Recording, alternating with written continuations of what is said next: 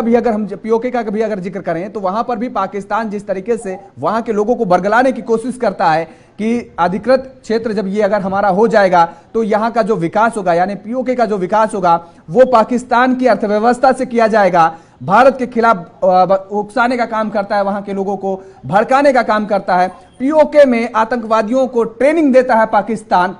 लेकिन अब पीओके की जनता जिस तरीके से जागरूक होती नजर आ रही है और पाकिस्तान के खिलाफ नारेबाजी करती नजर आ रही है, वो कह रही है कि भारत के प्रधानमंत्री से भी आह्वान कर रही है, लोगों से आह्वान कर रही है कि हमारी बातों को सुना जाए, हमारी आत्माओं की मुक्ति दिलाई जाए, जो महंगाई है वहां पर, जो भूख से तड़प रहे हैं उनसे उनको निजात दिलाई जाए। क्या अब यह माना जाए कि वास्तव में जो वीके सिंह साहब ने कहा है वो सच कहा है? क्या वो दिन दूर नहीं जो कि अधिकृत तरीके से, पूरी तरीके से जो पीओके होगा वो हमारे कब्जे में, हमारे हिस्से में होगा?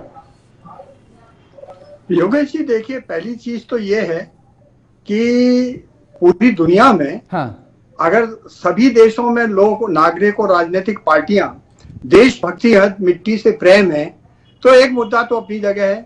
हम भारतवासी हैं, भारतवासी होने पर, भारतवर्षी होने पर हमको गर्व है और हम आंतरिक अपने राजनीतिक दांव-पेच कैसे भी खेल लें, नुरा कुश्ती लड़ लें, लेकिन जहां तक इस तरह के मामले होते हैं या देश की रक्षा और अस्मिता का सवाल होता है, वहां सबको एकमत होना चाहिए। क्योंकि ये नेशनल लेवल पर इस तरह की टीवी चैनल की डिबेट दुश्मन के देश जब देखते हैं तो इन्हीं का अपभ्रंश बनाकर वो पूरी दुनिया में प्रचार करते हैं। तो हमको इस समय बोलते समय बहुत संयत भाषा का उपयोग करना चाहिए। कहीं कोई हमसे ऐसे परस्पर फूट की बात ना निकल जाए, जैसे हमारे एक नेता ने कह दिया कि पहले मणिपुर में तो शांति कर लीजिएगा।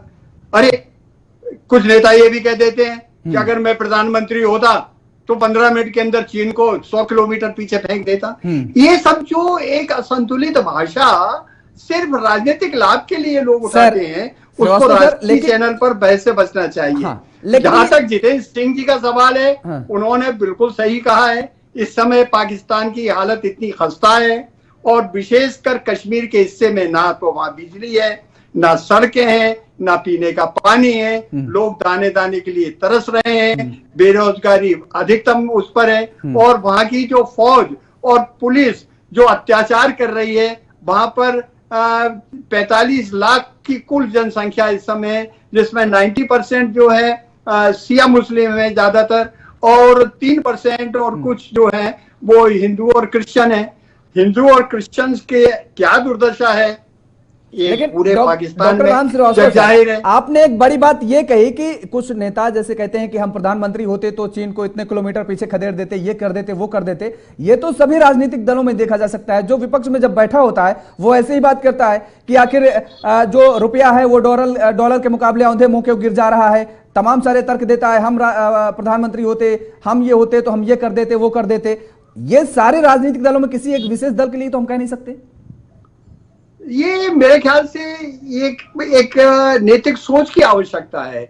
जिसमें कि हमको पहला हमारा देश है, बाकी अपनी आपसी नूरा कुश्ती अलग है। लेकिन अगर आप जो बात कह रहे हैं, आज ही जो है हमारे वहां के लंदन में बैठे हुए पाकिस्तान के बड़े भाई नवाज शरीफ साहब ने क्या कहा, G20 अगर मैं सत्ता में होता तो भारत से अच्छा कर देता और भारत में ही होता। तो ये जो चीजें हैं इसको क्या कहेंगे, शेख चिल्ली का बयान ही तो कहेंगे ना। ठीक बात। ये जो है वो जो कौन सा भोपाली हुआ करता पिक्चर में जिसमें आता है, उस तरह की बातें हो गई हैं। हमको बड़ी गंभीरता से विचार करना चाहिए। आखिर जो देश का रक्षा विशेषज्ञ रहा है, जो सर्वश्रेष्ठ फौजी पोजीशन पे रहा है, उसने अगर कुछ कहा है तो कुछ सोच समझ के कहा होगा।